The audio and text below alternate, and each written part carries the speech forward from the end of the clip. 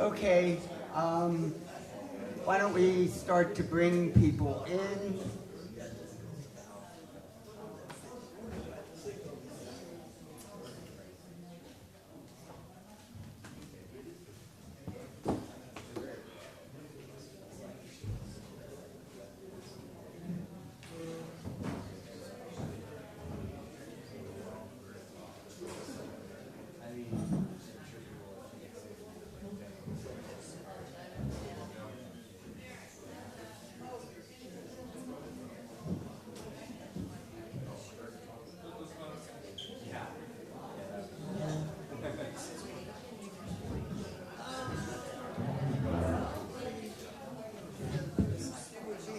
Oh. Okay, let's do this. Come on in, people.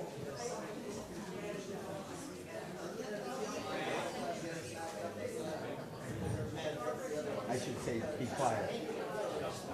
Thank you. Let me explain. Come on, sit down, have a seat. Let's see. Let me explain what we had in mind.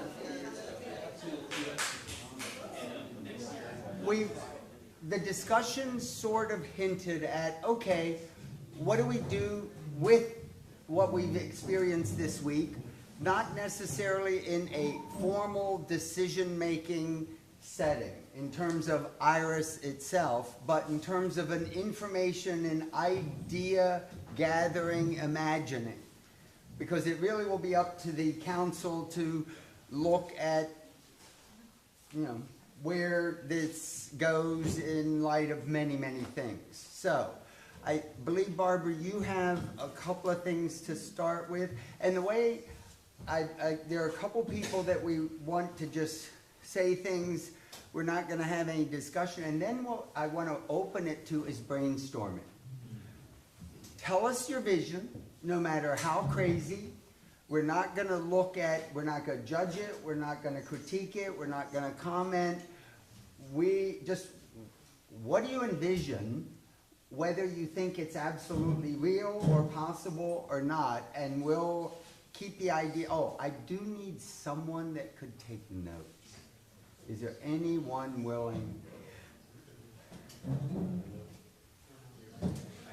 record it and synthesize that. Put it in AI. Yeah. Yes. That we'll record it and put it through AI, and it will tell us what we need to do. Okay, Barbara?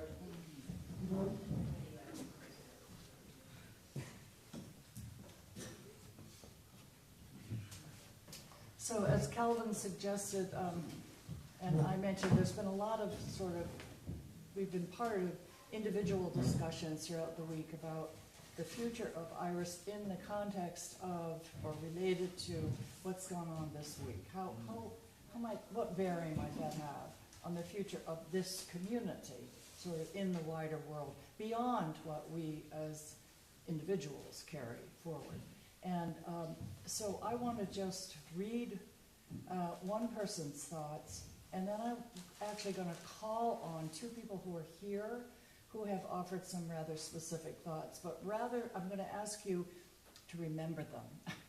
And rather than responding right now in the moment, and then let those inputs be part of the larger discussion, if that makes sense. Okay, so Maynard Moore is the Vice President for Administration, and I mentioned recently, 2 years in a row, he hasn't been able to be here, and last year he was a co-chair, and so that's not a happy situation. And but he's been following this week most of the sessions, and this is just one of his messages to me. So Maynard, hi, I know you're there watching. So this was to me this morning. Good morning. In the 9:30 session this morning, can you please ask the panelists on my behalf, but I'm asking everybody, to comment on the following question. I have listened to most of the presentations online this week, and I'd like for each of you to comment on this question. In her dissenting opinion, which she read aloud from the bench yesterday, Justice Sotomayor said, quote, "No personal right is now safe in the new legal regime that this court has created," end quote. And joining the minority in the 6-3 decisions, Justice Jackson said, quote, "Executive power will now become uncontainable and we will lose the protections we as citizens enjoy," end quote. So, given the Trump administration's continuing attack on science and the unrelenting attack on universities, what do you see as the role for nonprofit organizations like IRAS and the actions that we should take in the months ahead? Ooh. And he has in other emails this week expressed similar a combination of a little disappointment in IRAS and hope. But that, you get the gist of it from that. And then Michael Winkleman and Joanne Cornelia have some ideas they've expressed to me. Michael, would you use the mic? And Yeah, come up for now. Then we'll.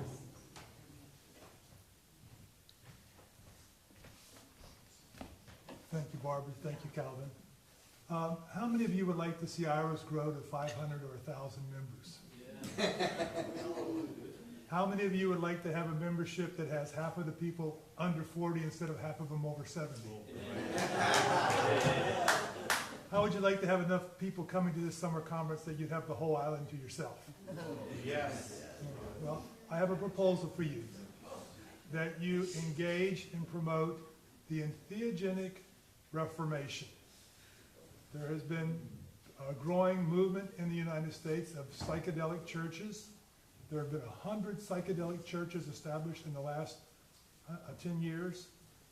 The DEA is not going after any of them. The precedent for psychedelic churches has been established for Santo Daime, for Union de Vegetal. Within the last couple of weeks, there's been approval for mushroom churches. Why should you embrace the idea that entheogens are a significant tool for spirituality? Well, I would point out the Johns Hopkins studies, double-blind clinical studies show 70% of the people have what most monks and mystics only get once in their lifetime. They get it with 1 dose of psilocybin. And they were ministers and clergy. That's another one. That's another thing. There's been a psilocybin clergy study that was done. I was just talking about regular people off the street, not the ministers. But there's a growing movement in America that is seeing the significance of entheogens. And I know that some people think, well, these are addictive drugs. They're not addictive. They actually are some of the best treatments for addiction around. And people say, well, this is not part of my heritage. Look at your roots. Read the Psychedelic Gospels by Jerry Brown. I think there's good evidence that all the major world religions have the use of entheogens at their roots. And they have a powerful ability in the right set and setting to induce entheogenic and spiritual experiences. Now, I know you could say, well, I know of someone who took psychedelics and they had a bad trip. Well, yeah, they didn't do it in a church setting. The set and setting is so significant. So I could go on for a long time talking about the significance of this, and I should attribute Tom Roberts to the notion of the entheogenic Reformation, that he thinks that it will be an impact beyond the Protestant Reformation when the tools of the entheogens are put to good use. And if you want to bring in young people who are no longer interested in religion, put a Native American church ceremony on your agenda. Invite the Santo Daime to come here. Invite the Church of the Mushroom to come here. You will have a waiting list for your summer retreats. Maybe you don't want that, but you want to bring new members in. You want to participate in what's going to be the forefront of religious change, I think, in the future of America. Embrace, justify the entheogenic revolution. Take it to your churches. The United Church of Christ was supposed to vote on it either last week or next week. It was pulled from the agenda because they didn't follow the right bureaucratic procedures to get something before the membership to vote, being put off a year. But the Reformation is coming. Lead it, please. Thank you. Joanne, so this is our third, these are quite different, as you can see. But think of them as starters Yes. for Hi, everybody, I'm Joanne. I am not a vice president of anything, nor do I aspire to be. And also, I have no specific proposal. However, I have a lot of questions, and I posed some of them to Barbara, and now she's got me up here proposing them to you all. Excuse me. Which is, see, I'm much more happy this way. You're happy, you're taller. Well, it's more like I get the MC mode going on now. It's, I truly don't know the answers to these questions, and perhaps some of you do know it, having been around longer in IRAS than I kind of come in and come out, as some of you have probably noticed. Who is it that you want to attract? I say you, I am a paying member, so I should say we want to attract. Who is it we want to attract to come and join IRAS?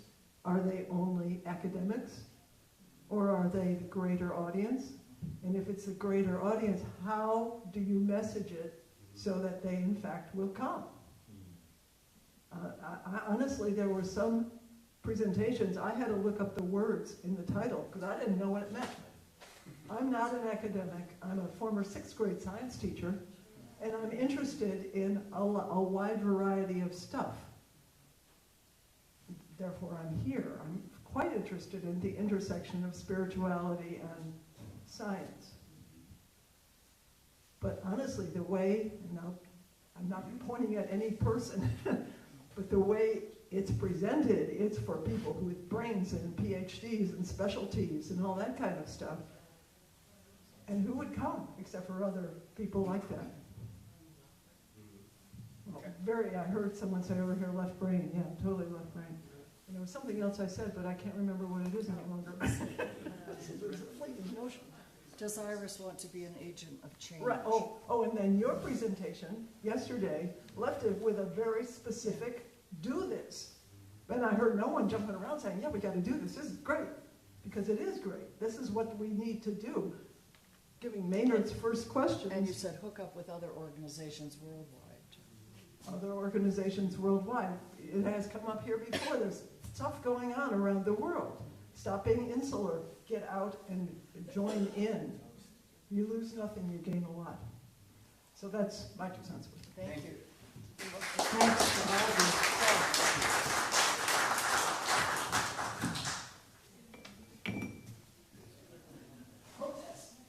Yes. So,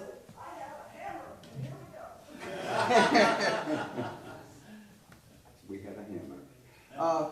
So, brainstorming ideas from your perspective, because we have some world leaders here that spoke this week. Yeah, so one thought that occurs to me is that as I was speaking about this integrated worldview emerging, so right now we have this, polar, binary political system, 2-party system, right? And from my perspective, there's not a lot of integrated thinking happening on either side of the political spectrum. And I think until the integrated worldview starts to make inroads into mainstream politics, we're going to continue to struggle and also see the kind of backlash movements of like the world's getting more complex and uncertain, and we want the stability and simplicity of that the sort of neo-fascist kind of authoritarian movements that are rising around the world for really good reasons, right? I think an integrated response can also offer an alternative that I think is much healthier. So yeah, I guess my invitation would be like, how do we be in the inquiry of how does the left, I think, is probably our best hope for the integrative ideas to get out there. So how do we help the left reinvent itself in the wake of a massive defeat and failure in this last election cycle? And so, I don't know exactly how to do that, but to find these organizations, these communities that are, in a sense, left-leaning, but also seeing that the postmodern worldview seems to be dominating the Democratic Party. And there are aspects of that postmodern worldview that really don't resonate for the modern and traditionalists. And they're saying, no, we're not into this stuff. Everyone should have their pronouns everywhere, and that kind of, they're just not.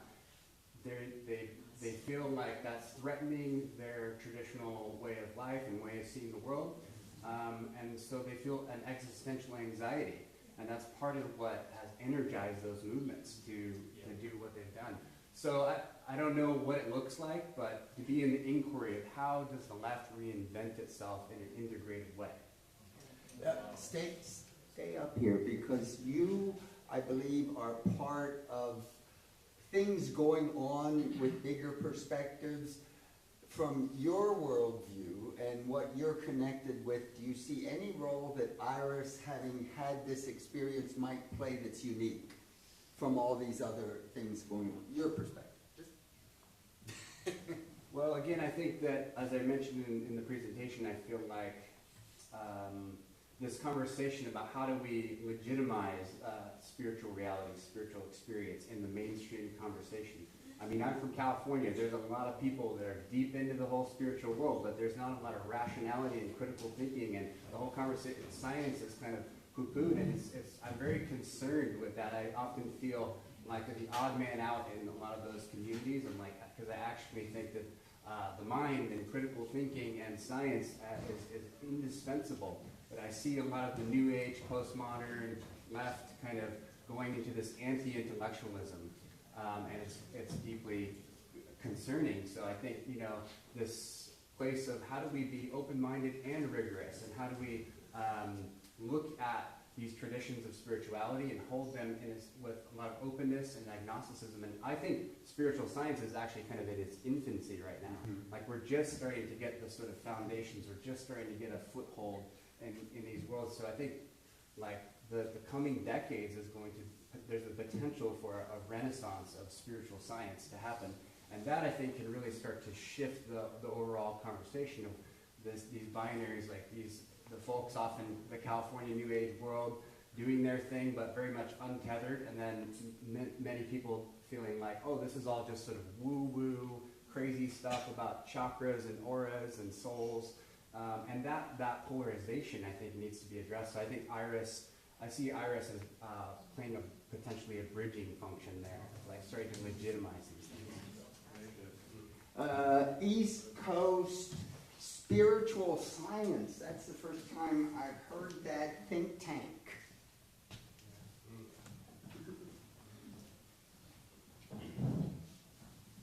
Thank you.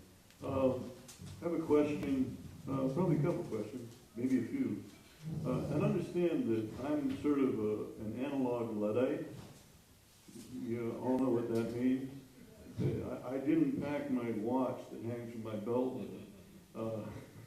It's not digital. It's like, I had kids that would come into my classroom and they'd say, Mr. Dubé, what time is it? And I pointed the clock on the wall and they had no idea what that was. So, I mean, it's a changing world. It really is a changing world. And so, here's one question. Who is in charge of podcasts in IRAS? We have none. You have none, okay. Our podcast is JD, unfortunately, that's not my venue, But there's a lot. Who's the marketing director? There's a number of issues that reside within an organization that if you're going to keep pace with what is changing, and life is changing all the time. Yeah, who posts to TikTok? There needs to be like a social media manager or director, or choose some sort of a term for it. But I think there needs to be that sort of a presence if you're going to be able to attract people. And people are very interested in what's going on in this organization, but nobody knows about it. So that's an issue right there. So I think that there needs to be an analysis, some sort of I hate to say the word committee, because that's one of the best ways to kill something is to put it into committee. But I think there needs to be a re-looking at some and what are the goals and objectives, what you want to have. Let's see, what is the periodical that is produced? Zygon, amazing periodical. It keeps me really in touch with the Oxford English Dictionary. It's great. I even have a Random House. Yeah. Anyway, so it's beautiful and it's deep, and I get a great deal out of it. But it stretches the mind. Are there any other periodicals that are produced, like e-zines, like zines, that are electronic? You know, and I know we're moving in a direction of putting it onto the interweb or whatever it's called out there. So I think there needs to be some restructuring along those lines because it's pertinent. What is going on here is critical because it is a cutting edge of where we're going, my opinion. So, yeah, all right, passing it on. So, oh. So we all love great ideas. What we love even more is volunteers who are going to put them into action. I just want to remind people, IRAS has no paid staff. We have no paid staff. We're doing it all ourselves. So please, please, please step up. There's lots of room for people to get involved and take on any number of these initiatives that have been coming up. Thanks. I think also to say, Abby, that if you wanted to take on podcasts, you would get support and find people in IRAS to help you. So you would not be doing it alone, right? I think that's what happened with our webinars. So, well, if you're a fundraiser, we will help support your efforts. Thank you, and thanks for that.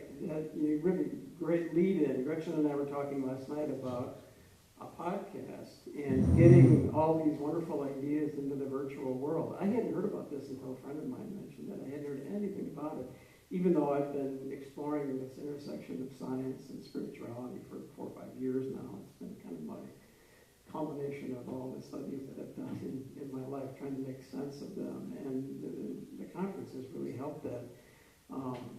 And I've also been kind of pulled into the Ian McGilchrist, framing of left brain and right brain. And I came with my left brain, but I think what really spoke to me was a lot of the right brain activities here, the drumming and the singing and the nonverbal communication and the hugging and the connection with all of you and such wonderful, amazing people.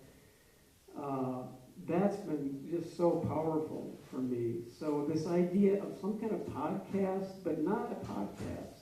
I think of, Annika Harris did this, what she called it, an audio documentary. So some interviews, some discussions, some reading of her book along the theme of consciousness. And I think of Prairie Home Companion that put together music and ideas and dialogue, and I think you could do that with a podcast. It would need to be produced, I think, but I think bringing in not just the left brain, if you could bring in this holistic approach to being in the world and other people to a podcast with music and interviews with the speakers have been so wonderful, and all of you people who didn't speak and weren't on the agenda.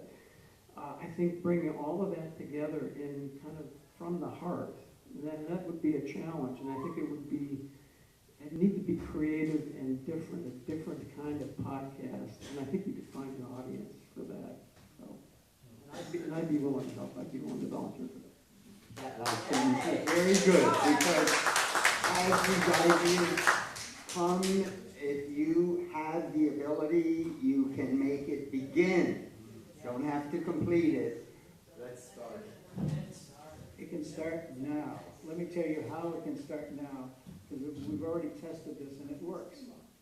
It turns out that the Google with Alphabet has a new, as some of you know, there's an AI website for that Gemini. But then Gemini has a subsection for academics. And it takes an academic essay of any kind, we've tried this out, and it works dramatically well. It creates a podcast with two players in it, an interviewer and a male voice and a female voice, that would sound as absolutely as real as anything you ever heard in any other podcast. And it creates a podcast that discusses the insights of your work. And it will do that right now. I could have if you give me a text, I could try and have a podcast for you before you leave the island. That's how effective it is and how powerful it is. We've done it, and we did it for Omnia, for things on the environment. And the leaders of Omnia could not believe what we had done, and we didn't tell them instantly that we had done this, like just the way Sonal's video was done. She took 3 days, well, it took us about 3 hours, if you get the message. Can you edit when it comes back, the podcast? Can you edit it? Of course. That would be what I would worry about. Edit, you have to listen to it. You have to decide. First of all, you have to have a really good text you put in for that, that you trust. You better not put something into the BS because it'll come out that way. But then it's remarkable how well it works. It's not like anything else. It's not perfect, but no podcast is either. But yes, you can edit and whatever. But let me ask you, could it take presentations from this week and come up with a podcast? The answer is yes, if you have a text. No, if we just had, would not. You had to put it into a text form. Okay. You could from your recording too. But can you have a speech to text conversion? Yes. Of course.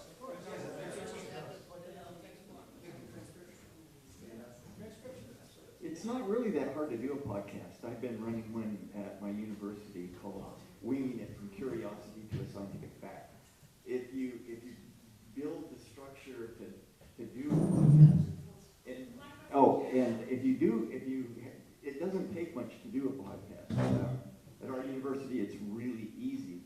The thing that's hard is being consistent and being spontaneous and curious and having the ability. The thing I worry about AI is that they're often not very listenable to. They're dry. They're standardized.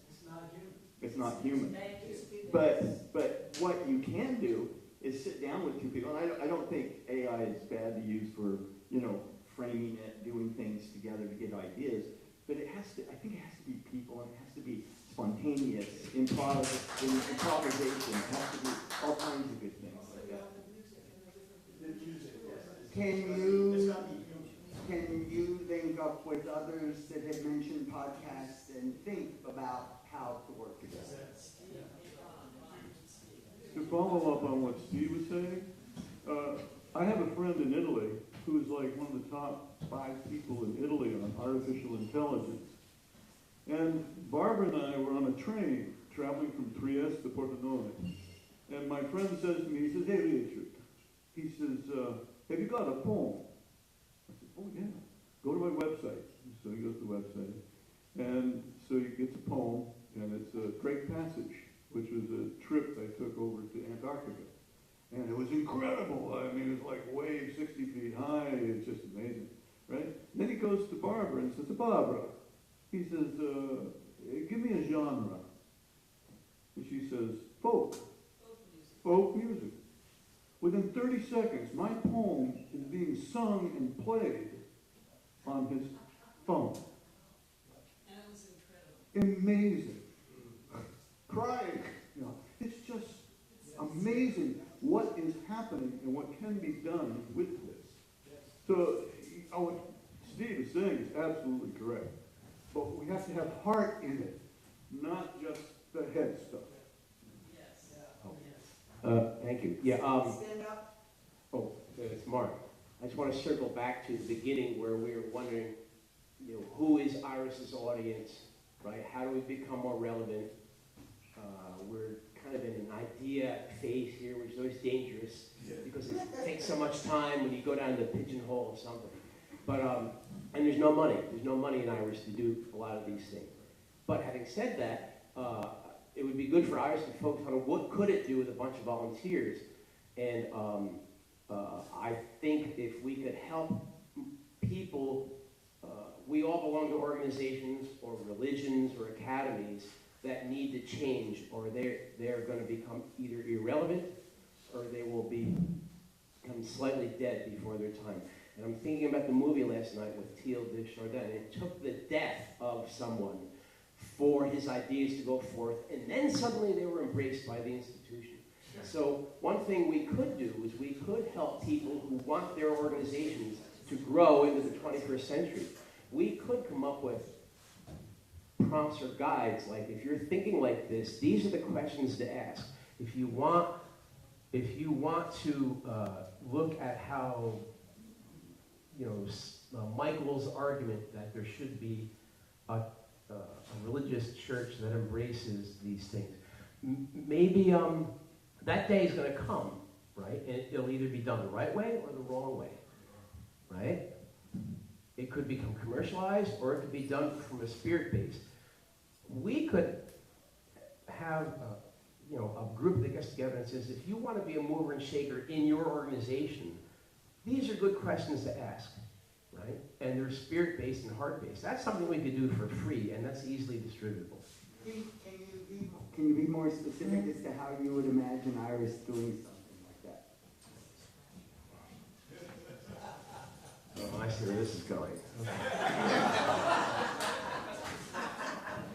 Well, if we're talking about putting material and the heart together, which is what this conference is about, we could have some people talking about what questions would anyone ask the authorities within their organization. What is our organization about? Because good questions, well delivered, get attention within any organization, right? And every organization needs to be reminded that we may become irrelevant to the needs of right now, right? I mean, cities can't figure out how to develop housing for poor people. Your city could become irrelevant or overrun, right? Religions, if they don't, religions have come and gone because they were not relevant. And someone insiders need to fix things, right? That's what I'm saying.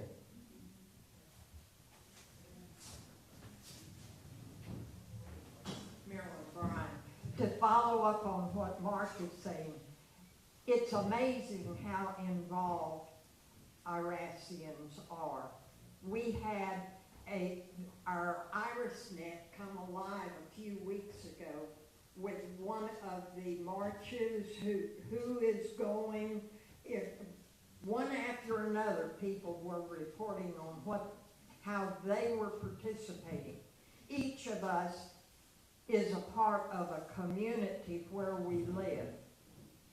I would suspect all of us are part of organizations.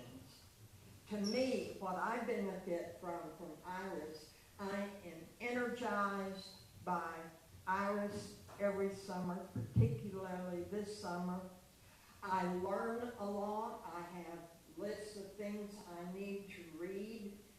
I am motivated to go back to my community and to the organizations I am already involved with and try to alert them about IRAS as our neighbors, our friends, and so forth.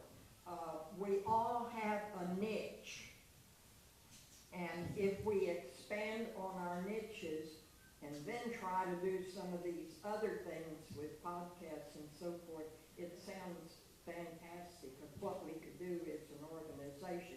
But let's not forget the importance of our individual actions in our individual communities.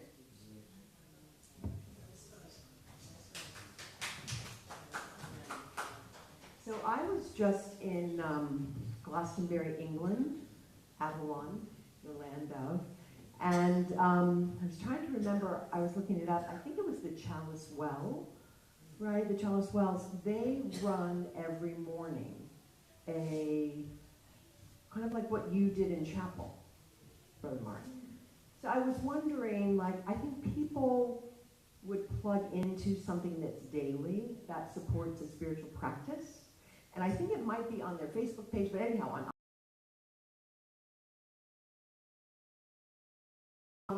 or whether it's interim pastors from the UU and UCC denominations.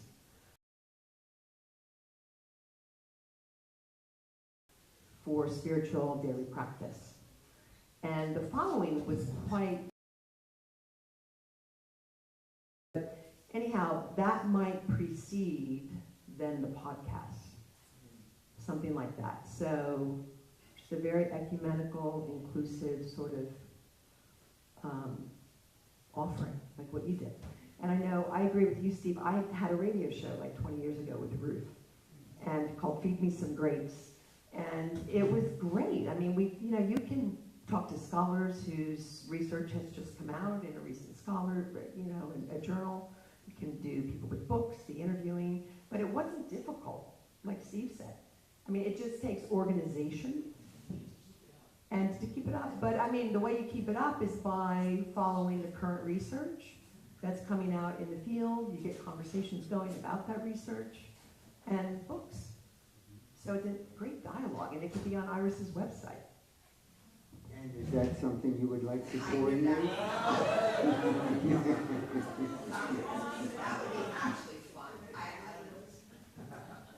All it would take is 2 or 3 people to share the daily responsibilities, and it can happen.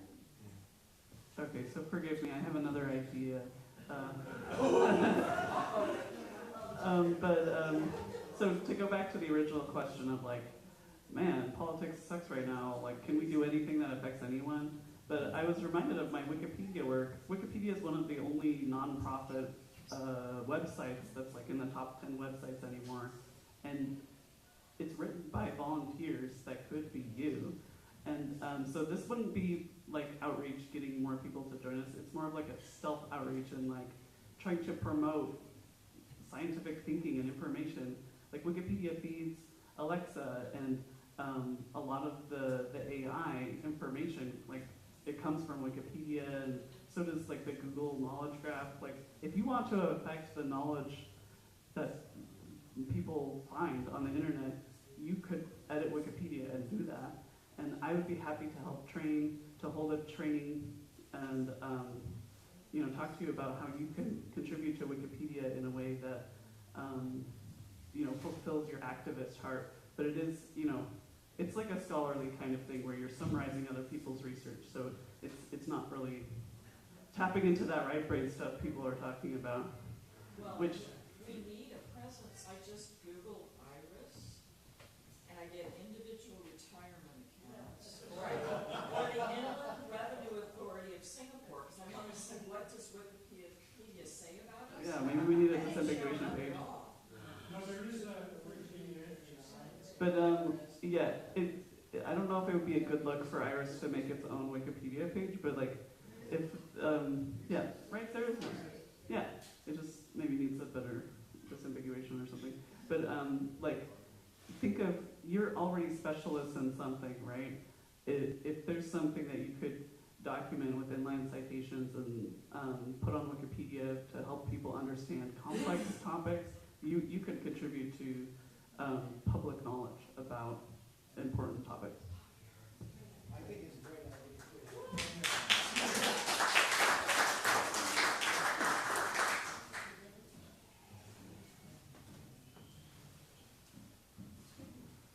I'm curious because we have the opportunity to turn this into a film. If you were to take this week, what would you absolutely want a film to include and show?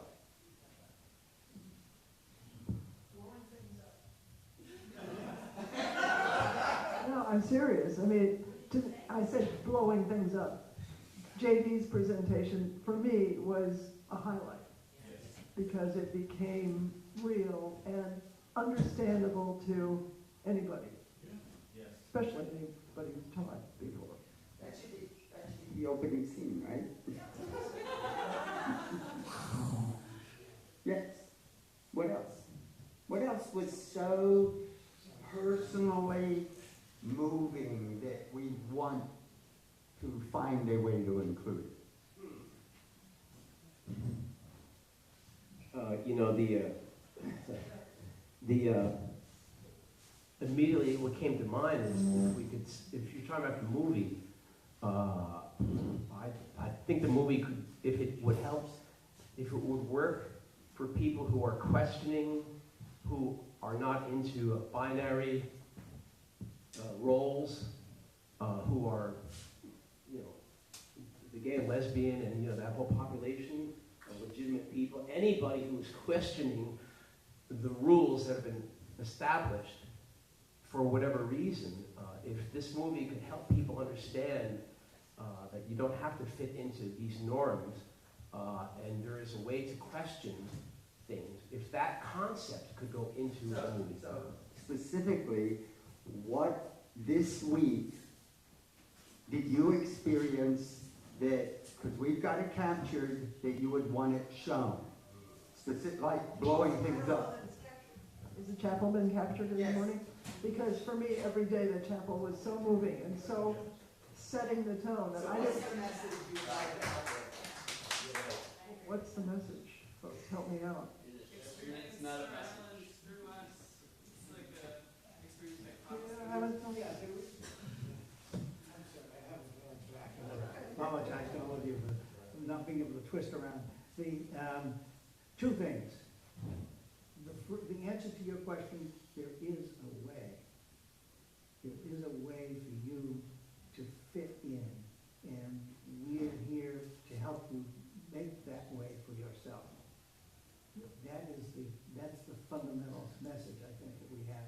The second thing, what I would prefer, honestly, is to see Sonal's video be out there and be part of what we want to represent. It's there. And if she's willing to share it with us. So we will blow things up. We will show Sonal's video in pieces. What else? What else happened? There really was chapel. We will capture things. We'll have to figure out what. The music. The music from this week could be woven through the entire film. What else? Shared experiences. Such as? Well, like I revealed what happened to me when I was 9 years old, just off the coast of Portsmouth here. And it was so powerful, and the people that were in our group recognized that. And I think that would resonate with a lot of people in the world when they realize that there's a lot of people who have these types of experiences. I think that's something that would really resonate, especially with the millennials and all of that. Ron? I guess I'm envisioning sort of a collage of lots of different voices, maybe reading the same poem, but everybody reading a different word in a different voice. It's something that would visually and emotionally link all of us together and put that out. I mean, I don't know, that just kind of popped into my head. But, you know, the idea of song, because that's been, I think, just fundamental. Jessica's singing and the chapel songs have been so moving for me, and I think it would be, you couldn't do a movie about this experience without the music and lots of different voices. Okay, so that can be considered. Remember, the cameramen are still here until they're in their car on the dock. Feel free to go in and just share your experience. I don't know whether the filmmakers have spent any time with the children this week? We will not. Oh, that's right. But somehow, because, you know, for the most part, we're of an age, and I think it's important for people to know that our program does include children. And We do have telecons interviews. Family-friendly. yeah, but the little ones, you know, are, We can't do that. yeah.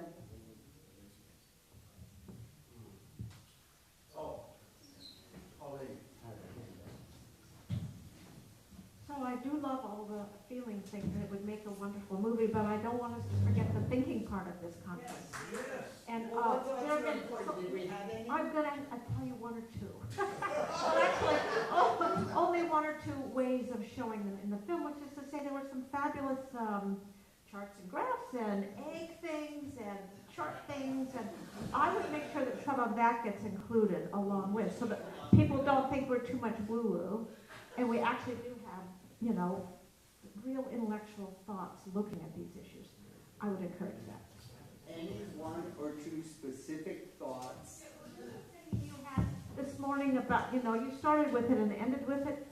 The framework. The framework, that's one thing, put that in. And was it Sanaa with the egg? Yeah. And don't forget, yeah, Hildegard of Barons, that would be important, but did she have a chart? I can't remember. I don't think so. She has a cosmic egg. She has a, yeah, things like that. I just think, a facsimile, yeah. So, we got enough? We will probably look at each presentation and see if we can pick out something that really adds to the conference. Because a documentary is 5 seconds of this and another 5 seconds of this, so we can get lots of pieces. I would hope that how we eat meals and really discuss things gets into it. Because it's nice that you can hear all this stuff, but then the everyman gets to discuss it over a meal, you know. Okay, I don't know how much they captured of that. We'll see. Should we include anything you said? I just think you need to have some damn good B-roll of the island. You know, you need to have everyone arriving together, music, right? Welcoming on, stepping, you know, off the ship onto the island, big moment. You know, leaving the island back onto the boat. You know, I just think that the power of IRAS is so much the power of place. As I mentioned in the council meeting yesterday, this whole experience would not have happened necessarily the same way in the inner city. You have such beauty. You have people all over the world who would want to come here. You know, so I think not only B-roll of the greenery, you know, the monuments, the graveyard, people canoeing, I think that has to link together not only, you know, pictures of conversations, people with questions, hands raising, diagrams, the meals. It's an advertisement, you know. To make it really personal. Just the island is IRAS, right? Even though they're just, you know, they're separate, but the island is the gift as far as I'm concerned, you know. It's a thin place and we become thinner. Yeah. If you've been running, yeah. Okay, no, will be very helpful. Other ideas. It tells me and the cameraman what you felt was so important this week, which is what we really wanted to communicate.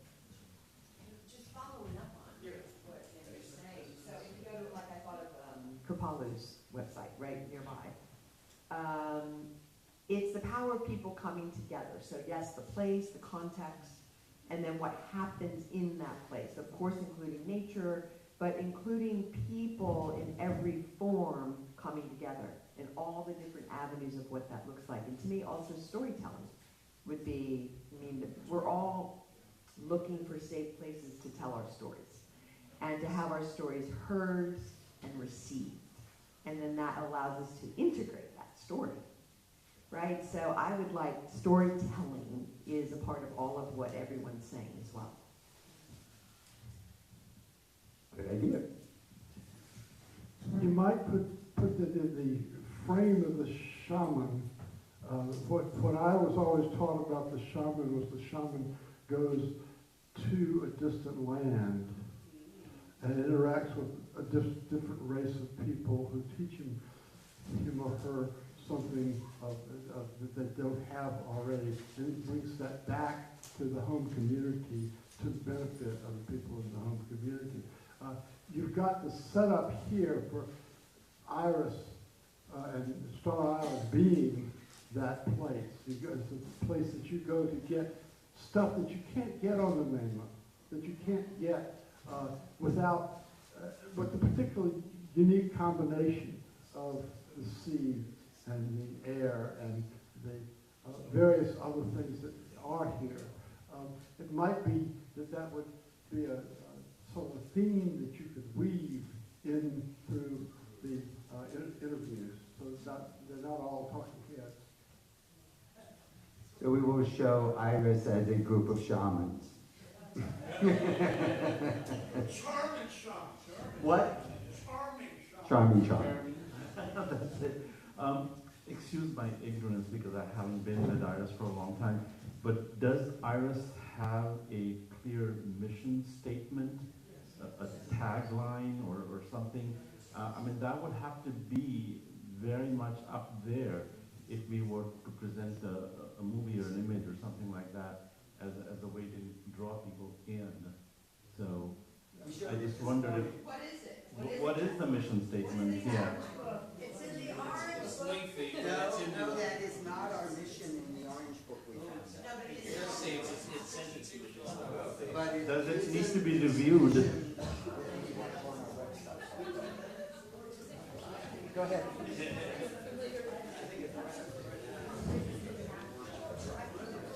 Others, while I...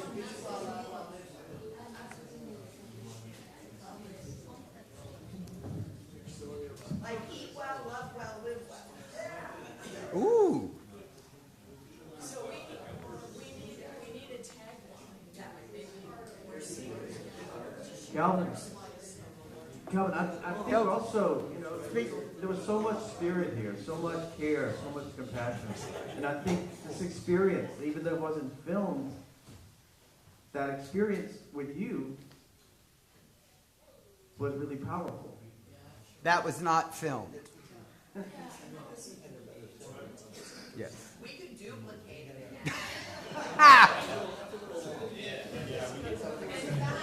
We could do a deeper layer continuing from that. Did we have any other, the spiritual, like the shaman? The shamanic journeys were not filmed either, correct? Yeah, you had a shortened version of our mission statement, right up on your Just- slide. I think that's. I'm trying to get it. Yeah, you had I'm trying to get it. more condensed. There's a version in the page 4, but it's a little bit wordy. Right there.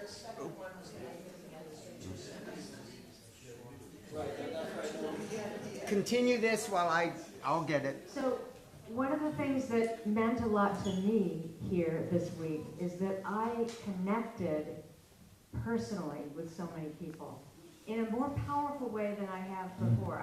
This is the third IRAS conference that I've been to, and I really felt like I was part of the group for the first time this time.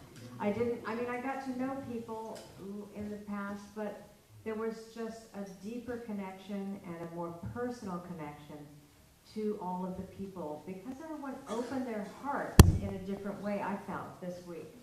And that experience, I hope, will be preserved. That we don't get so much back in our heads that we forget our hearts and that we don't open up our hearts again. Because we can, as intellectuals, and I was an academic, we get in our heads all the time and we stay there. And so what happened was magical and really was an essential part of spiritual experience this week. So I hope that will be preserved and will be represented in the film and also continue as part of our future IRAS experiences. And to the degree you have shared with the cameraman, it can be captured, so we'll see. This is the IRAS mission that's on. But it is on page 4? Yeah, but it's too long on page 4. Just this. Page 4 has everything and it includes that as the most due. Okay. If you want, You need a short statement, just like you have. Yeah, we'll have it. Just a few words, that's it. My question would be, where's the heart in this statement? It's rather intellectual, I would say.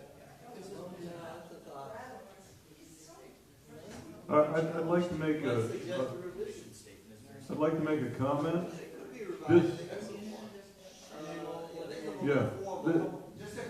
This movie sounds fantastic.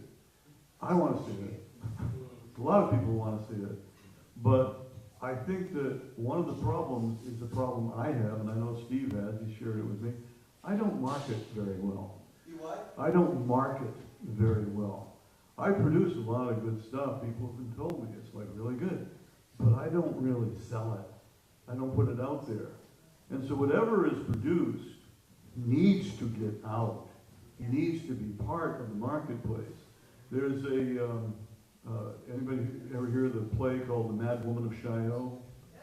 All right, Mad Woman of Chaillot, there's a character called the Rag Picker. And he has a line in the play, which I think applies very well here. He says, there was a day when a cabbage sold itself by simply being a cabbage. But now, every cabbage has its pimp. So there needs to be some marketing that goes on in order to promote this. I'm very poorly skilled in that respect. And can I pass it on? All right. And then we'll have to close. I'll let Jason be the last. Oh, that'd be So, so nice. what would be the possibility for IRAS going after a Templeton Fellowship to build infrastructure, hire TikTok artists, young people who know what they're doing, they can understand through others what's happening. If we went after a Templeton grant to provide the infrastructure, because they've got to appreciate IRAS. I mean, they've got to recognize what it is and to say, we need help. We need young people. We need TikTok artists, YouTube artists, and try to do something like that. We could get the funding. We could get the marketing. We could get all of that. I think that's a possibility. So. You write grants. Okay. We're gonna have Thank to. you. Jason can have the last word. Thank you for this last word, exit. A picture you take is worth 1,000 words. You agree? We take a picture of the sunset, and it's just so inadequate as to the experience of what we just had watching the sunset together on Star Island, right? You see this pattern. Okay, so the excitement in this room is thick and palpable. And I do see a need to do outreach and excite the world about this conference and this IRAS and substantiate the future of IRAS and change the planet and everything that has been mentioned. These require forms. Everything we mentioned requires forms that will inevitably neglect certain aspects. Video will neglect, podcast will neglect certain aspects of our experience like we had. Like looking into each other's eyes in the chapel and seeing the universe in them. No one in this verbally gifted group can describe that fully, and so it can't be articulated. It can only be felt. And we can't put that in the video. So if you dare, so I dare you and us that we should challenge each other to find new ways to bring this out into the world and that can be more full-throated and more full-hearted. If you have to pare it down, we keep very careful track and be very, very mindful about what's being neglected. We're going to have to stop. Any other ideas, please bring to our attention, and as a council, we will have to look and see where we go. Just a question. Some incredible ideas were brought up here. Yes. How do we make sure that something is followed up? You are recording this conversation. We will put it through AI and get a transcription of it, and I'll follow it up. Okay, and I'll bring it to the council and see where we go. Thank you all. Eat and come back for the rest of the afternoon. We have some very interesting talks. And where's Ted? Ted? Thank you all.